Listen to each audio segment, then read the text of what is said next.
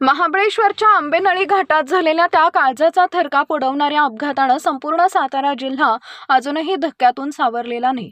8 तरुणांचा बळी घेणाऱ्या या भीषण दुर्घटनेमुळे संपूर्ण महाराष्ट्रावर शोककळा पसरली आहे। याच पार्श्वभूमीवर खासदार उदयनराजे भोसले यांनी आज अत्यंत संवेदनशीलतेनं मृत तरुणांच्या गावांना भेटी दिल्या।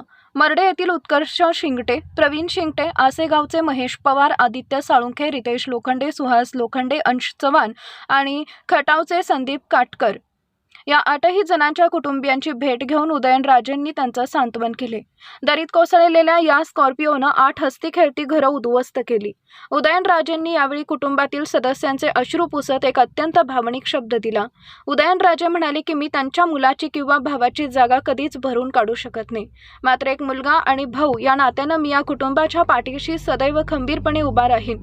800 फूट खोल दरीतून मृतदेह बाहेर काढताना संपूर्ण परिसरानं आक्रोश केला होता आणि आज उदयनराजेंच्या या भेटीनं पीडित कुटुंबियांना एक मोठा भावनिक आधार मिळाला।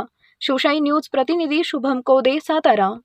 ताज्या घडामोडी जाणून घेण्यासाठी शिवशाही न्यूज यूट्यूब चॅनलला सबस्क्राइब करा। आपण हा व्हिडिओ फेसबुकवर पाहत असाल तर फेसबुक पेज फॉलो करा आणि शिवशाही न्यूज.com या आपल्या वेबसाईटलाही भेट द्या।